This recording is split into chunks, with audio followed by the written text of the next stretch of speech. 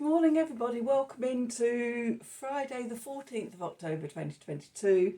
I am Spirit of Life Alchemy and this is your morning message tarot reading. So we've got some astrology today, we have every day, we've got a Friday coming up in a couple of weeks where there's absolutely no aspects all day. From the UK this is, and the moon isn't changing signs at all. I think that's something like the 21st or the 20th of October. But anyway, we'll come to that when we come to it.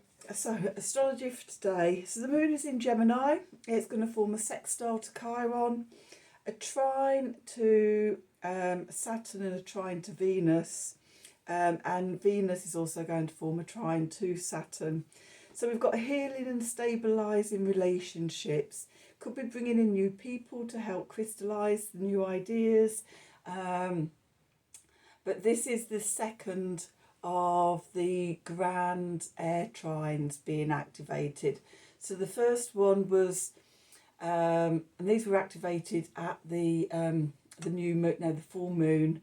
But the first one, the Sun trining Saturn and then going on and trining Mars in air sign, Sun in Libra, Mars in Gemini and Saturn in Aquarius. And then the second one is Venus in Libra, and she is trining Saturn today and will go on to trine Mars in the next few days. I haven't got it in my diary when it is. So yes, yesterday the 12th, not yesterday, on the 12th, on Wednesday, we had the Sun trining Saturn. Today it's Venus trining Saturn. Venus is closing in on the Sun, and they will form an exact conjunction on the 22nd at 29 degrees Libra, which is also an important star point for Venus as well. And the first one in Libra after being in Scorpio for gazillions of years. Now, I don't know if that was a squirrel just climbing up the wall. I've never seen a squirrel climbing up the wall before, but it didn't look like a bird. It looked a bit more fluffy. They do squirrels on the roof, jumping off into the trees, magpies and crows scuttering about in the gutters up there. I'm not really sure what that was. Sure, I'll hear it scurrying about soon. So yes, we are at one with nature here. Anyway, where was I? Oh, it was a magpie. I've just seen it fly away. In all my years here, I've never seen a squirrel scurrying up the walls, but they do jump off the roof into the trees. Yes, the first Venus star point in Libra. And I know Braca Goldman, she did an introduction to that the other day, and she's premiering conversations with somebody going into more detail about that. So if you're interested in finding out more about that, Braca's your woman. So yeah, I'm just going to have a check and see when the Mars trines are. It'll be next week sometime. Sun trine Mars is on Monday, and then Venus trine Mars is on Wednesday. So yeah, the grand air trines. Oh, and then later in the month, towards the end of the month, we have Mercury in Libra making the trines. Let me just have a look here and see. Oh, so on Sunday the 23rd, which is the new moon in, no it isn't, it's Venus enters Scorpio, Saturn goes direct and the Sun enters Scorpio. Mars will trine Saturn, and then is it the 27th? Yeah, the 27th, Mercury trines Mars. So these are a series of three grand air trines. So lots of mental activity going on and creativity, but because we have Saturn involved, It's about birthing something out into the physical world. So exciting times. What I don't know what that was. That's my getting overexcited, I think. I don't know. Just ignore me. So anyway, yeah, we've got the second one starting today. Ta-da! Okay. Let's do some cards and see what the cards have to say for today. So we have got the Work Your Light cards, and then I'm going to use this Thoth deck, tarot deck as well. So what do we need to know for today, Friday the 14th of October 2022? Messages from Spirit, please, for the collective. What help, advice, support and guidance can Spirit give the collective to help us navigate today's energies for our highest and greatest good? What do we need to know?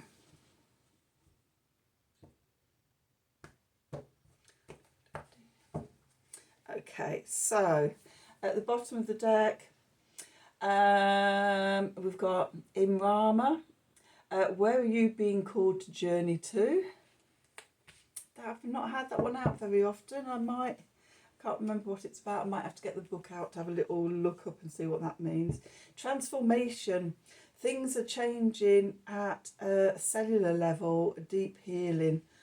Well, I think we're all in need of a bit of that, aren't we? I know I must be getting close to transformation. Because it feels like I'm going through the dark night of the soul, and the darkest part before dawn, that it's just like thoughts of giving up that I just can't do anymore, even though sort of every day I'm being bombarded by signs and symbols that, you know, keep going. My future self is, you know how far you come, you're nearly there at the next bit. And yeah, just the sheer exhaustion. I'll be glad for wintertide this year to have a bit of a hibernation into myself. It's been a full-on roller coaster this year. So yeah, transformation. I always associate transformation with Scorpio energies, and we've got the lunar eclipse, the solar and lunar eclipses starting at the new moon in Scorpio on the 25th of this month. So yeah, this is the deep dive into the emotional quagmire. Okay, good advice, get grounded. Okay, so empaths, highly sensitives, connect with nature. Always good advice, not just at times like this. I'm just going to get my little book and just see what it says about Imrama. I think that's in the last. The transmission card. Oh no, it's not a transmission card.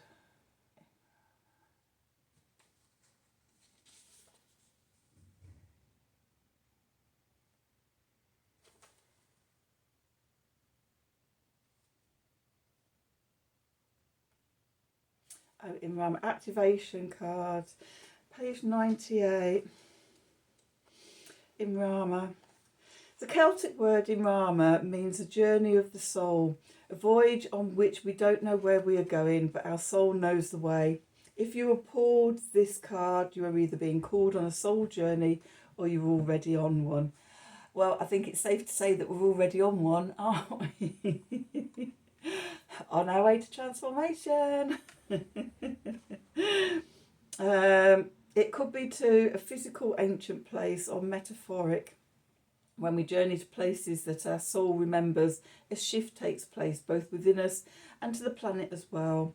You are being called to journey to a place that is sacred to your soul. Perhaps it is to a journey to the world's sacred sites, or called to cross the country, climb a mountain, lie on the desert floor, or drink from an ancient well. There are places to see and old friends to meet. I see spontaneous pilgrimages in your future. If a physical voyage isn't possible, journey through the portal of your heart, maybe the invisible soul trail. follow the invisible soul trail and be willing to explore. Maybe read a book or watch a movie about a sacred time or place. Or perhaps you're being called to study an ancient lineage or body of work. Whatever your circumstances, your soul is ready for journey deep. Well, I'm on a bit of an ancestor. I don't know about you. I'm on a bit of an ancestor healing journey at the moment, and healing collective trauma and wounds. So I'm journeying all over the place. Let me take my glasses off. It just makes me laugh when I see just the outside reflected in my glasses. Okay. We have an activation here. Let me put them back on. Hold the card to your heart and say, may seeds of light long ago planted begin to rise. I am ready to remember ancient secrets from lands that my soul knows from times past. May I be held by the ancient lineage that my soul has served, and remember that I don't have to do it all alone. I think we know we're all in this together and working to support each other through this transformation that not just humanity, the whole planet is going through. So journeying together. Okay, let's do some tarot and see what the tarot has to say for today. So let's put my moon card back. So let's see, what do we need to know? What do we need to know for Friday the 14th of October 2022? Messages from Spirit, please. What help, advice, support and guidance can Spirit give us to help us navigate today's energies for our highest and greatest good? What do we need to know?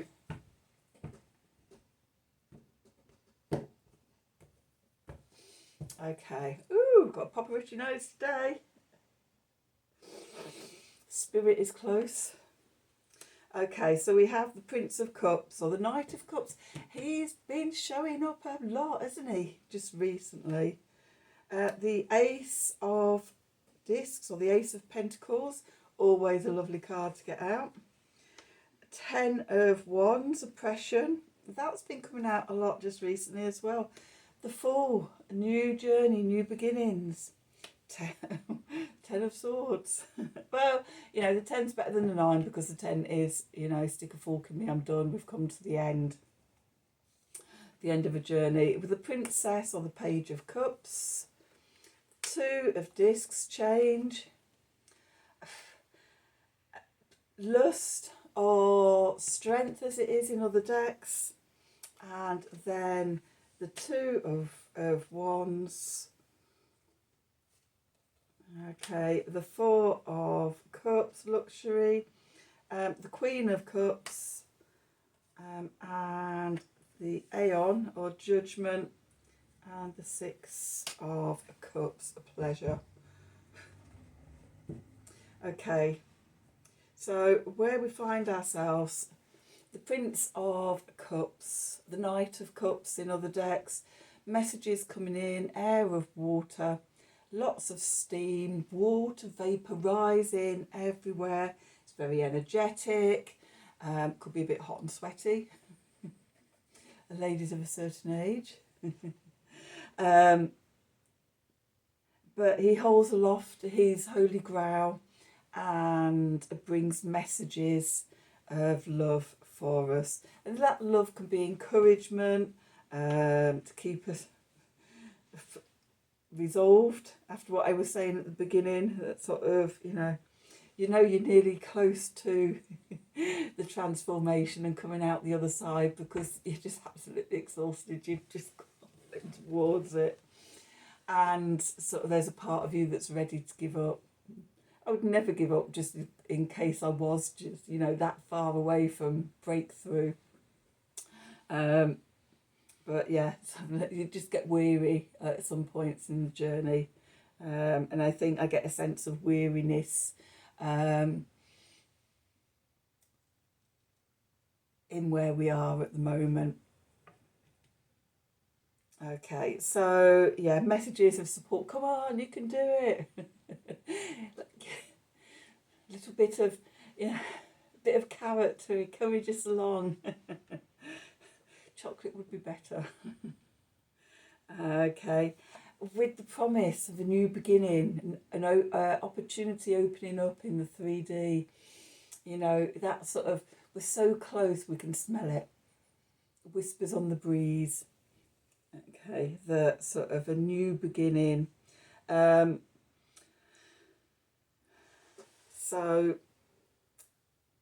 yeah, and I'm just thinking what I'm getting is, as we're going into eclipse season, and we're also at the end of the month, we've got Samhain, at the end of the year. The veil's really thin at the moment and thinning up to that point, and that is the end of the year, stepping into the next year on the 1st of November. So, you know, we're coming to the end of a cycle, and it has been an exceptionally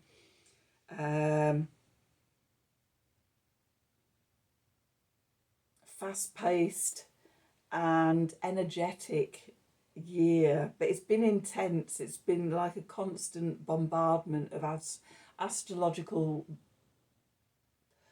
big stuff to deal with throughout the year.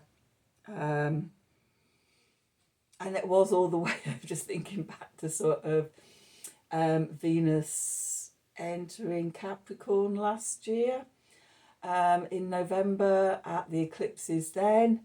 And for me, that was really that was a spark of intense journey, which still feels really intense now. And it doesn't feel like there's been any real periods of let up throughout the year.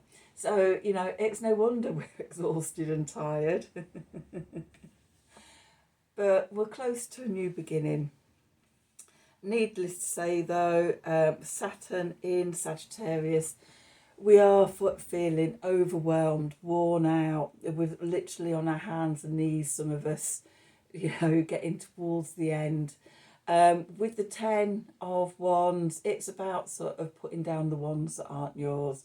Putting down the ones that sort of you may have outgrown. They aren't actually what you value anymore, and just having one, maybe two, if you if you could manage it. But you know, going back to one and dropping the rest. What's really important to you, and what's a burden? Because this is opening up a new beginning. The Fool. Always lovely to see the Fool in a reading, and especially because we've got the Ace of Pentacles here. Okay, you know, a new beginning in the physical world, new opportunities opening up, and I feel like these have been coming for a couple of months as well. The promise, the carrot, the chocolate on a stick in front of us has been pulling us forward towards the new beginning. Are we nearly there yet? So, having been doing this for over 30 years now, the cycle of the year, from the 1st of November all the way round, something that I've seen happen endless years is, you know, all the work, and finally the harvest right at the end of the year. Sometimes the harvest, the real harvest for me, has come through on the 31st of October, the last day of the year. You know, the universe really does sometimes want to get its money's worth out of you and doing your work.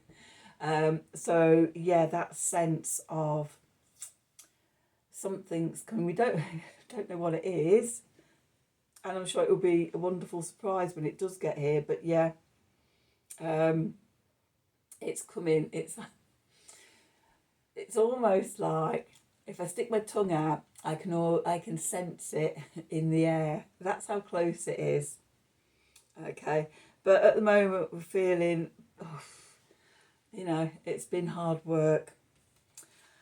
And then, whoops, then sort of we have the 10 of swords. No, it isn't. It's a 9 of swords. Sorry.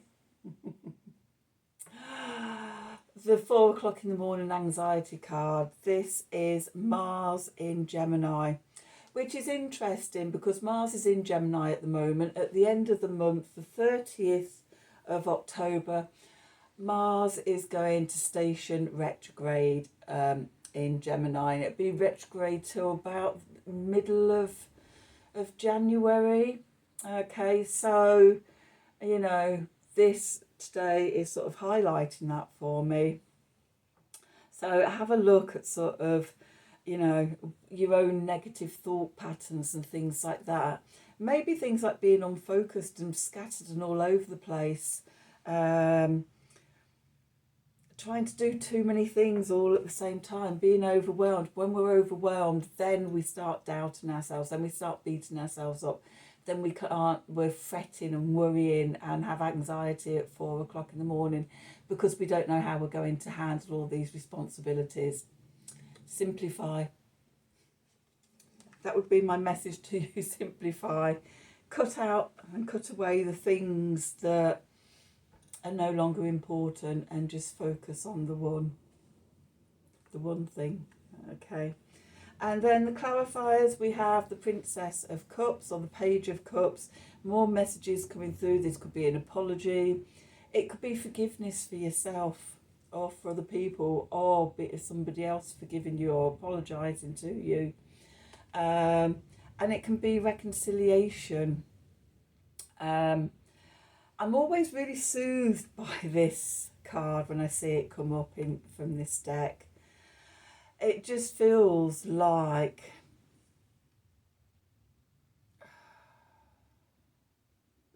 it's nurturing and nourishment. Like somebody just sort of, the message is that somebody like picks you up and just holds you. And I don't know what it is about what's in this card, but that I just always get a real sense of that. It just, yeah, it always just leaves me feeling a sense of being held. So get us through those last meters towards the end. Maybe we are being held. And then we've got the 2 of discs, the 2 of pentacles. Jupiter in Capricorn, change. With Ouroboros, the snake that eats itself. In my end is my beginning. The yin and the yang symbols there, constantly sort of coming to the end and then evolving into each other backwards and forwards. Infinity, a constant cycle, ebb and flow. And so we can look at the ebb and the flow. We have the lunar cycles and the ebb and flow of the journey of the moon, from new moon to full moon back to new moon. There's also the solar journey as well, between winter solstice and summer solstice. Diving down and going up and peaking and coming down. So we're in these constant cycles. And with the Get Grounded card, I'm sort of getting a sense of connecting into them more than we might have been doing or you might have been doing. And that gives us strength, lust, the strength card in this.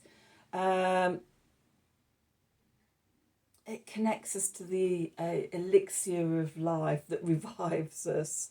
We drink from the elixir of nature, the energy of Gaia, and it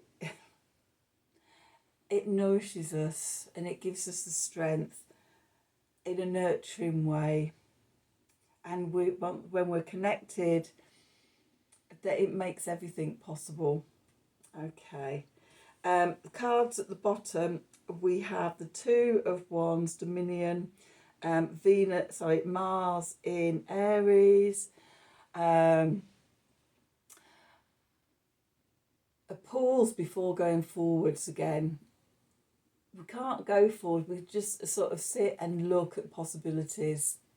Okay, if you know, in the traditional Two of Wands cards, you've got the merchant between there, he's holding the globe. He's not doing anything, he's just pondering, isn't he? Possibilities, opportunities, looking from above and seeing sort of where the flow is. That's where we are. With the Four of Cups, which is the moon in Cancer. And this is, in this, I feel it's about being disconnected. The love and the energy is flowing from the lotus flower at the top, and unlike sort of the positive cards where the love fills the cups, flows back into the ocean of the collective to be recycled round and round, in the Four it's not. And I'm getting a sense of that disconnection that I was talking about over here. Grounding, getting connected and going with the flow. With the Queen of Cups, so we've had the Princess, the Prince and the Queen of Cups, and the Queen of Cups is reflecting. She sat back and she's reading the signs and the oracles, and the still waters and everything. It's not, it's coming to a place of peace, emotional calm. Okay, while the waves are all over, while we're overwhelmed and we're in negative patterns and things like that, we can't see the way forward. It's about coming back to centre, coming back to stillness and waiting for the way to open. And it's coming, the Aeon, the birthing of the divine child, the new age. It could be the age of Aquarius. Again, as we're going into eclipse season, these are the last eclipses while Pluto is in Capricorn and Saturn is in Aquarius. By the time we get to the next eclipse season in April, May, then Pluto will have made his first tentative steps into Aquarius, and Saturn will have gone into Pisces. There will be further retrogrades. Pluto will retrograde back into Capricorn for a few months, for nearly a year. It's November 2024 when it enters Aquarius fully.